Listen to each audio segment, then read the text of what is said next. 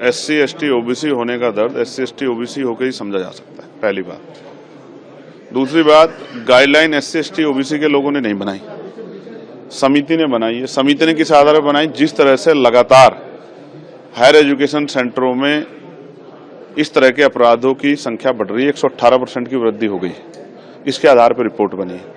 पहली बात यह है, जो लोग विरोध कर रहे हैं 90% लोगों ने शायद पढ़ा नहीं है, क्योंकि उन्होंने उसमें आर्थिक रूप से कमजोर वर्गों के बच्चों को भी जोड़ा है, दिव्यांगजनों को भी जोड़ा है, तो सिर्फ SC ST के लिए नहीं, OBC को भी जोड़ा है। तो मेरी समझ में ये नहीं आ रहा है कि जब उसमें EWS यानी कि आर्थिक रूप से कमजोर वर्गों को जोड़ दिया गया है, जिसमें सारे ही सामान्य जाति के बच्चे हैं, ये अलग जो है आर्थिक रूप से कमजोर वर्ग है जिसमें SC ST OBC नहीं है, सिर्फ सामान्य जाति के बच्चों को 10% आरक्षण दे दिया गया है, तो उनको भी उसमें ऐड कर लिया गया, तो फिर किसी को दिक्कत क्या हो रही है? फिर वो सामान्य के, दलित के और पिछड़ों क्या? मैं तो इसको एक ट्रैप मानता हूँ।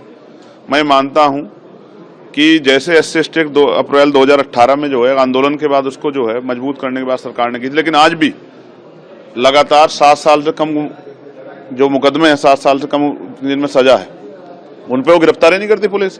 तो इम्प्लीमेंटेशन सबसे इंपॉर्टेंट होता है, तो सरकार इम्प्लीमेंट तो करा नहीं पा रही। मैं आपको उदाहरण बताता हूँ, बच्चों की बात कर रहे हैं, प्रोफेसर, असिस्टेंट प्रोफेसर, एसोसिएट प्रोफेसरों के हाल पूछे आप जाके यूनिवर्सिटियों में।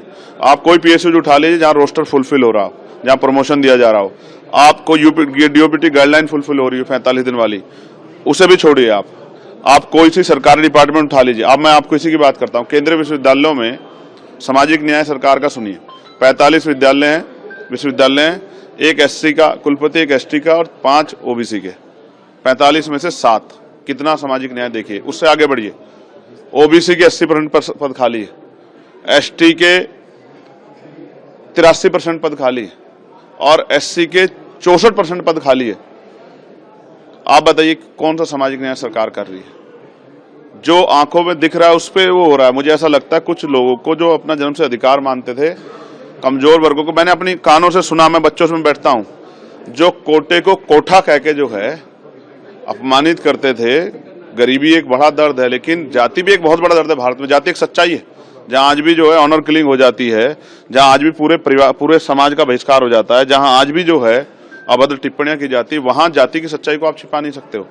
तो मैं नहीं मानता कि ये बेवजह का विरोध क्यों है, और ये अच्छा हुआ कुछ सामान्य जाति के अधिकारियों ने इस्तीफे दिए। मैं उनको बधाई देता हूं कि चाहे वो जानते हुए भी या ना जानते हुए अपने समाज के साथ खड़ा होकर सरकार पर दबाव बनाना चाहते हैं, लेकिन SC ST OBC के नेताओं में तो इतनी हिम्मत भी नहीं है। वो तो मरे हुए हैं, वो तो अपने समाज के हितों के लिए बोल भी नहीं सकते। इतना जुल्म हो रहा है, इतने जो है सरकार सिस्टम खत्म करके आरक्षण खत्म किया, वो तो एक बोल भी नहीं पा रहे।